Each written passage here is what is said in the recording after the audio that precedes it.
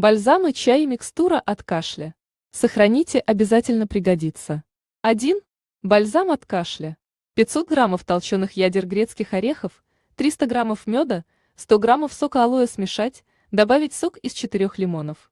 Хорошо перемешать и принимать детям по 1 час л, а взрослым по 1 столовая ложка 3 раза в день за полчаса до еды при кашле, бронхите и тому подобное. Эффект замечательный. 2. Чай с калиной. Протертую калину с сахаром залейте кипятком. Этот бодрящий напиток поможет при простуде, кашле и хрипоте. 3. Приобретите в аптеке таблетки от кашля из травы термопсиса и соды. Растворите 2-3 таблетки в горячем сладком чае или воде. За сутки взрослому человеку можно повторить это 3-4 раза. Эффект поразительный. 4. При сухом кашле. Смешайте 1/4 стакана сливочного масла, яичный желток и сахар по вкусу. Смесь принимайте внутрь 2 раза в день по 2 часа ложки. 5. При кашле о хриплости.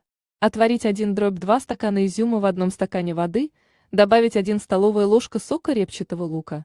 Выпить отвар на ночь или принимать по 1/3 стакана 3 раза в день за 20 минут до еды. Ставьте лайки. Спасибо за просмотр ролика. Пишите комментарии к видео. С вами была Алиса Иванова.